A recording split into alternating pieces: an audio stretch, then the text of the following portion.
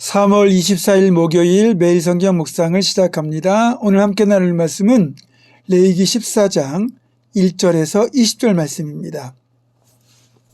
레위기 14장 1절에서 20절 말씀을 제가 봉독합니다. 여호와께서 모세에게 말씀하여 이르시되 나병 환자가 정결하게 되는 날의 규례는 이러하니 곧 그 사람을 제사장에게로 데려갈 것이요 제사장은 진영에서 나가 진찰할지니 그 환자에게 있던 나병 한 부가 나았으면 제사장은 그 정결함을 받을 자를 위하여 명령하여 살아있는 정결한 새 2마리와 백향목과 홍색 실과 우슬초를 가져오게 하고 제사장은 또 명령하여 그 새 하나는 흐르는 물 위 질그릇 안에서 잡게 하고 다른 새는 산채로 가져다가 백향목과 홍색 실과 우슬초와 함께 가져다가 흐르는 물 위에서 잡은 새의 피를 찍어 나병에서 정결함을 받을 자에게 7번 뿌려 정하다 하고 그 살아있는 새는 들에 놓을지며 정결함을 받는 자는 그의 옷을 빨고 모든 털을 밀고 물로 몸을 씻을 것이라. 그리하면 정하리니 그 후에 진영에 들어올 것이나 자기 장막 밖에 1회를 머물 것이요 7째 날에 그는 모든 털을 밀되 머리털과 수염과 눈썹을 다 밀고 그의 옷을 빨고 몸을 물에 씻을 것이라. 그리하면 정하리라. 8째 날에 그는 흠없는 어린 순양 2마리와 1년 된 흠없는 어린 암양 2마리와 또 고운 가루 10분의 3 에바에 기름 섞은 소재물과 기름 한 록을 취할 것이요 정결하게 하는 제사장은 정결함을 받을 자와 그 물건들을 회막문 여호와 앞에 두고 어린 순양 1마리를 가져다가 기름 한 록과 아울러 속건제로 드리되 여호와 앞에 흔들어 요제를 삼고 그 어린 순양은 거룩한 장소 곧 속죄제와 번제물 잡는 곳에서 잡을 것이며 속건제물은 속죄제물과 마찬가지로 제사장에게 돌릴지니 이는 지극히 거룩한 것이니라.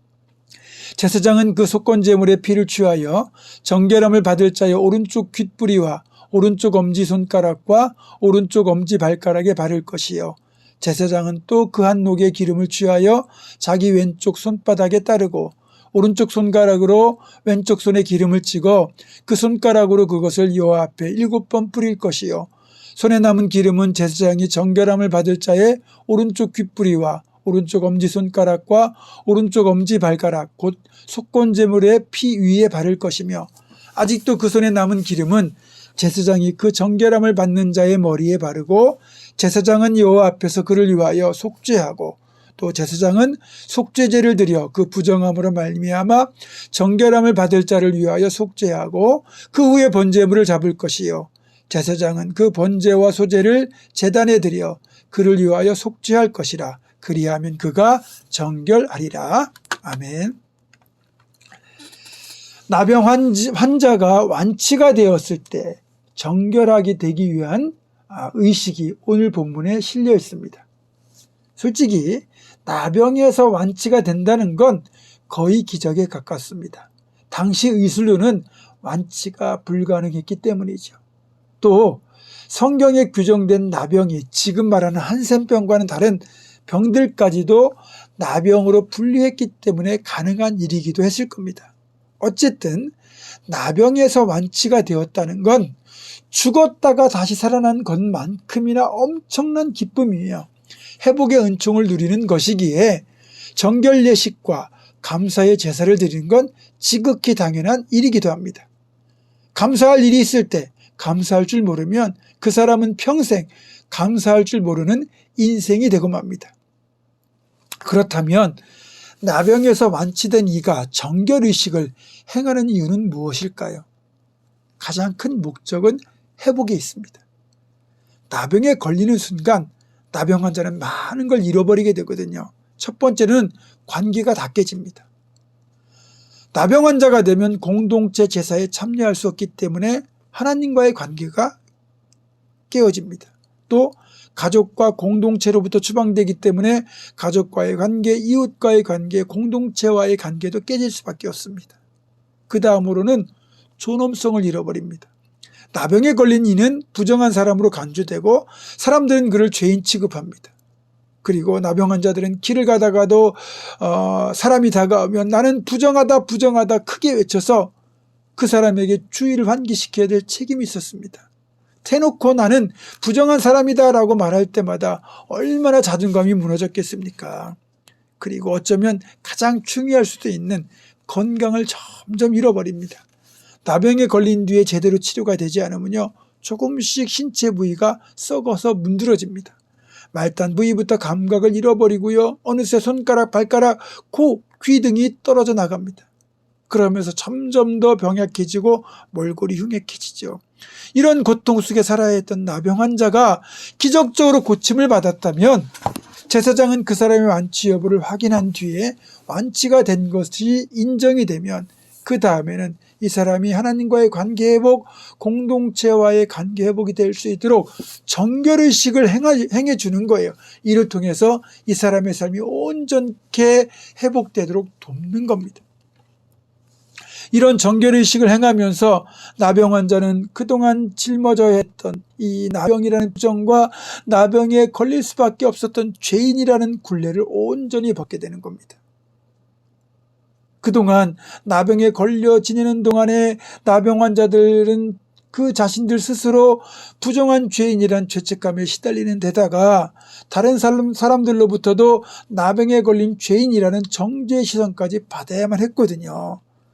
그렇게 살던 이였는데 나병에서 완치가 되었을 때 이런 정결의식을 행하는 것을 통해서 자신 스스로 가지고 있던 죄의식도 벗어버리고 또 이 사람을 죄인으로 바라보던 다른 사람들의 시선까지도 다 바꿀 수 있게 되거든요. 여기에 그래서 하나님의 놀라운 은혜의 배려가 들어있는 겁니다.